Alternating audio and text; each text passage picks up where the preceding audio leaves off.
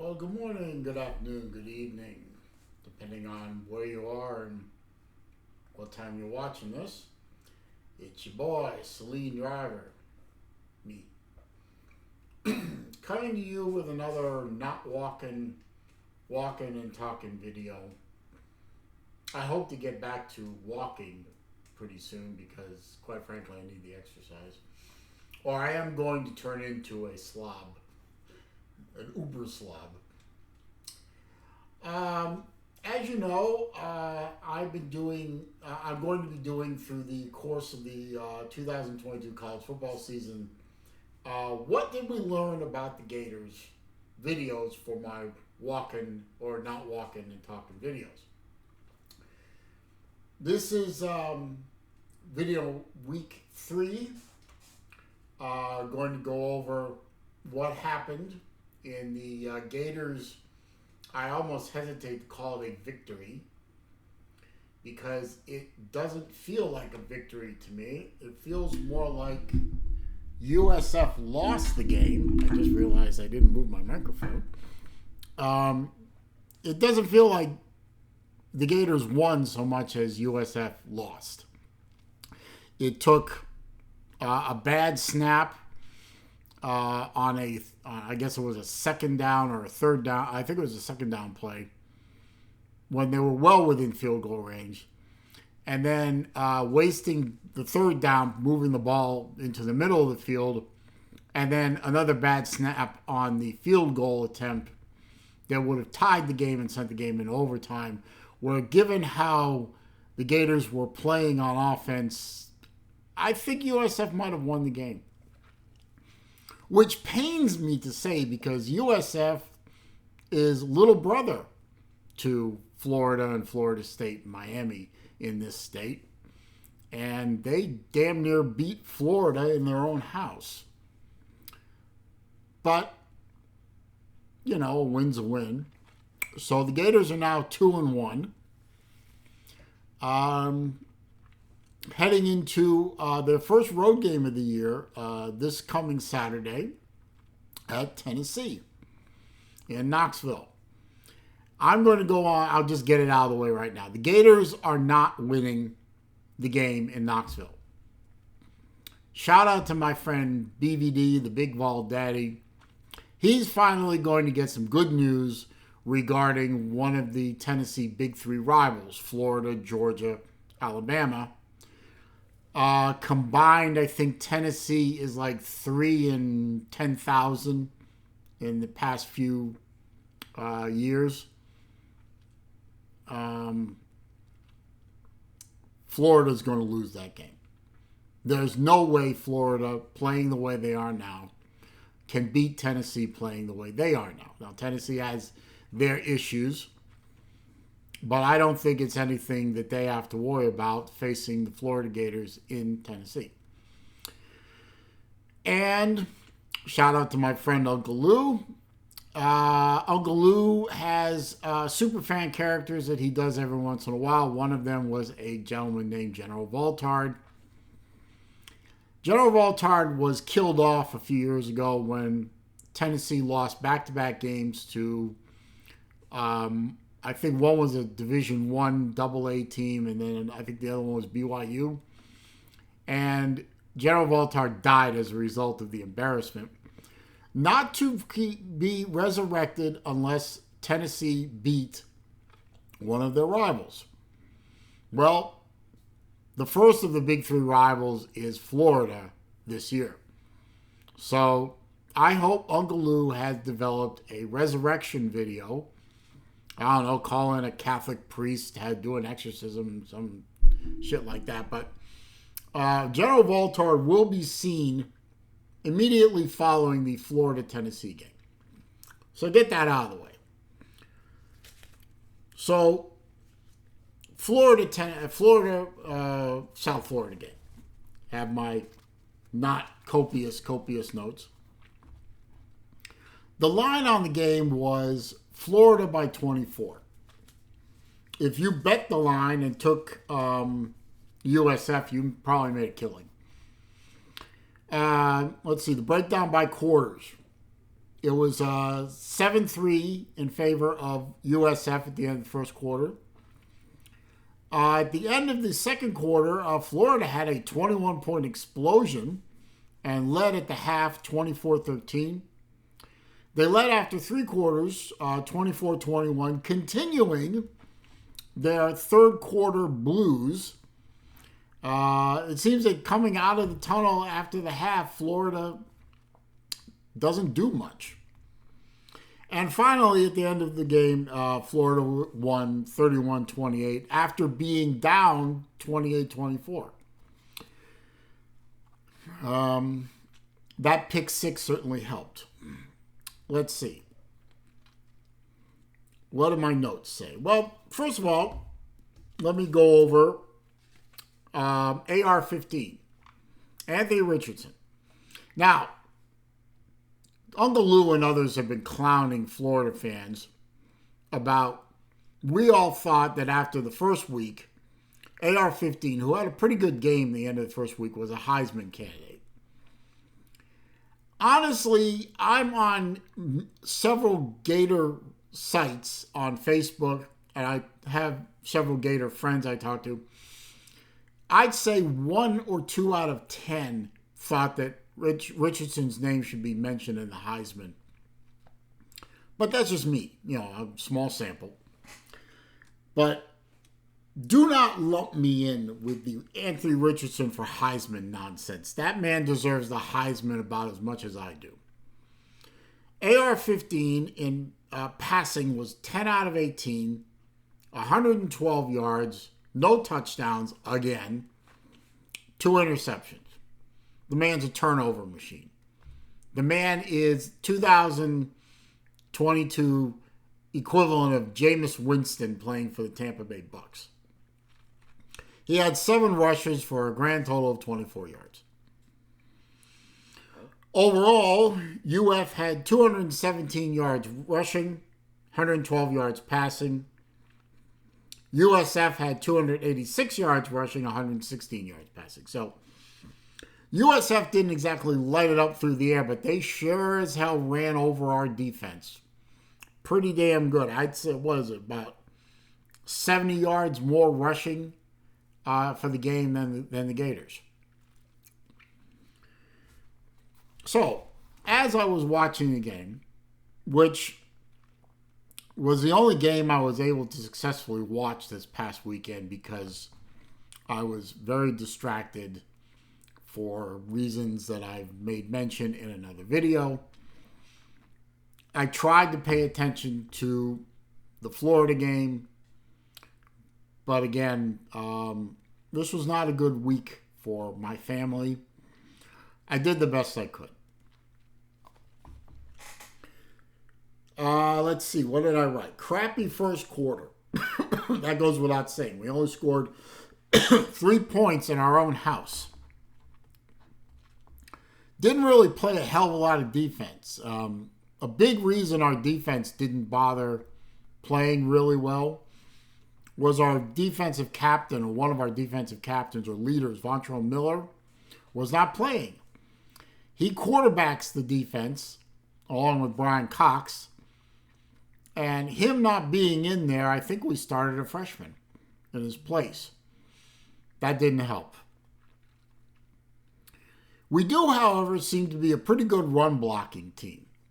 Could be better, but our run block capabilities are pretty good. Wish they were better. There was a good goal line stand in the second quarter by the Florida defense, but that same defense, up until that goal line stand, let the USF running backs pretty much do whatever the hell they wanted. I think they broke off a pretty big, I think it was a 50-yard run in that drive before it finally stalled out and our defense decided to wake the hell up. But a good goal line stand right there, which helped out in the final score. ETN, that guy's a beast. And he's just a kid. he really needs to get the ball a lot more. Both our running backs, number 5, whose name escapes me at the moment, and Etienne need to run the ball. To quote Funny Maid, run the ball. Take pressure off of Anthony Richardson. I'll get to him in a minute. But relying on Anthony Richardson to win a game with his arm, not going to happen. We need to drop the bubble screen. The bubble screen hasn't worked for 3 games. Stop running it. Either that or come up with a receiver or 2 that can block. Because our receivers are not blocking for their bubble screen teammates. Just not working. The pick 6 at the end of near the end of the first half, that did help a lot. The defense came up with a big play there. It took pressure off the offense. And with the way our offense is playing, the defense is going to need to play more like that and be ball hawks and take the pressure off of the offense. However, that same defense really still needs to learn how to tackle. The last drive that USF had at the end of the first half was some of the worst tackling I've seen out of a Gator defense in since last season, really. The defensive personnel are still not obviously Billy Napier defensive personnel, and they're not very good at tackling. The ghost of Todd Grantham exists in the form of our defense. Lardass may be gone, but the players and the way they tackle are still there. Also, this defense needs to learn how to pressure a quarterback. The USF quarterback, like the Kentucky quarterback last week, had all day. I mean, they could have sat down in the backfield, had dinner, had a few drinks, had a conversation with the people, with the referee behind him, and the Florida defense still wouldn't have gotten to the quarterback. And your opening of the third quarter with that turnover, you got the ball to start the third quarter. The first thing you do is turn the ball over, and then you hand it to the defense, who, again, refused to stop the run, and they score. AR-15, the nickname that Anthony Richardson doesn't want to use anymore because of reasons. I think we should drop the AR-15 nickname because he sure as hell is no AR-15. I'd call him Scud. As in the Scud missile. And for those of you who are too young to remember the first Iraq War, go look up Scud missiles and their accuracy in hitting a target. You will see what I'm referencing. He is pathetically inaccurate. I mean, any throw over 5 yards, this guy, I mean, monkey humping a football is it doesn't do the analogy any good. In fact, I would argue that AR-15 is the 2022 version of Trayon Harris. I called Trayon Harris back a few years ago when he was playing quarterback for the Gators. I called him a running back with quarterback shoulder pads. He was just as bad a passer as Anthony Richardson, or Anthony Richardson is just as bad a passer as Trayon Harris. Trayon Harris had about as much of a right to be a quarterback for the Florida Gators as my 20-something-year-old daughter, who I love dearly but couldn't throw a football 5 yards. Every time Richardson drops back to pass now, I get the same feeling in my stomach that I did when Trayon was doing it, or more recently when Felipe Franks was doing it. At this point, I'd rather have Felipe Franks. Quite honestly, I'd rather Felipe was running the offense instead of Anthony Richardson. I think Anthony Richardson needs to be coached up. I don't even think Spurrier could make this guy a good quarterback at this point. He just looks that bad. Well, let's see. I've already mentioned the defense carries the ghost of Grantham. Can't tackle, can't rush, can't defend the secondary. And then we had that pretty good drive. It was mostly a running drive, and then Anthony Richardson throws a pick in the end zone. I mean, they're wearing different colored jerseys, sir. What was the jersey color for? USF was wearing white jerseys. Florida was wearing blue jerseys. If you can't tell white from blue on the jerseys, you're either colorblind or you're stupid. Which is it, Anthony? Are you colorblind or are you stupid? Because you threw the ball. Why were you trying to throw a back shoulder throw, which was short? You obviously don't have the talent right now to do a back shoulder throw. Why were you throwing to the end zone anyway? Hand the ball to ETN or one of the other running backs and let them work it. Or you run it your damn self. You're a good runner. You're not a good passer. You're a good runner. It just frustrated the hell out of me watching that. It just gave away a scoring opportunity. We should have come away with at least 3 there. We came away with nothing and turned the ball over.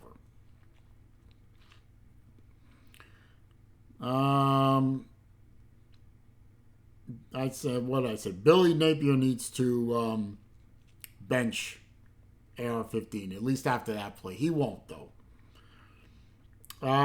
There was a very timely interception late in the fourth quarter by the Gators, which really helped. I think by that point I was very frustrated, and I wrote, even a broken watch is right twice a day.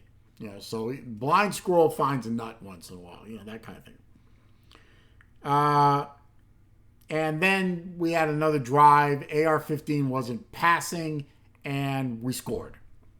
So when AR-15, it's like Trayon, it's like Driscoll, it's like Felipe Franks, it's like some of those other worthless idiots we had from Tebow to Kyle Trask, with the exception of Will Grier.